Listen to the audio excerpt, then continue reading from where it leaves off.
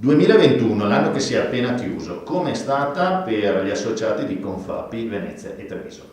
2021 è stato un anno veramente positivo in cui le aziende del nostro territorio hanno recuperato ampiamente quelli che sono stati i punti persi nel corso del 2020 causa pandemia, un anno che quindi ha registrato dei dati superiori a quelli che è la media italiana, sia in termini di recupero di PIL ma anche come numero di occupati. Quindi per l'ennesima volta il nostro sistema produttivo ha dato dimostrazione di resilienza, capacità di ripresa, quella che è la principale caratteristica della flessibilità e adattabilità ai contesti si è dimostrata un'arma vincente anche rispetto a quelli che sono i competitor europei. Quindi abbiamo registrato dei numeri in termini di fatturato di forte crescita, un recupero degli investimenti che addirittura hanno superato l'anno 2019, che era l'anno pre-pandemia che aveva già dato ottimi risultati, e un recupero anche in termini occupazionali, tanto che negli ultimi mesi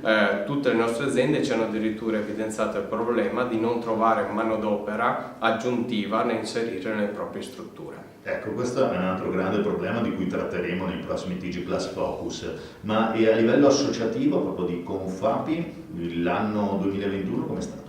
Abbiamo di conseguenza i dati positivi che accennavo prima, avuto un segno positivo più 15% in termini di nuovi associati, di aziende che si sono avvicinate alla nostra associazione proprio per anche la tipologia di assistenza e di servizi che forniamo, che è quella di informazione e di accesso a tutti quelli che sono bandi di agevolazione, contributi a sostegno della crescita aziendale, vedi quindi acquisto di macchinari, impianti, attrezzature, ampliamenti produttivi, ma anche e soprattutto risorse umane. Formazione potenzialmente o riqualificazione del personale già in forza, ma anche formazione del disoccupato da formare e preparare per il nuovo inserimento in azienda. Ecco, a livello di bandi, che voi vi occupate particolarmente di questa cosa, 2021 è stato un anno prolifico per i vostri associati? È stato molto prolifico in quanto innanzitutto eravamo a fine programmazione ad esempio del POR FES FSE Regione Veneto, che quindi ha aperto e pubblicato numerosi bandi a sostegno delle aziende,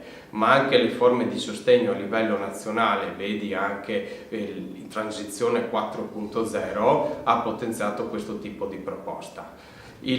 Sicuramente l'accesso a questi strumenti ha dato un maggior impulso e input alle aziende nell'investire, nel trovare nuove tecnologie, nel posizionarsi quindi sul mercato in maniera più competitiva. Grazie mille.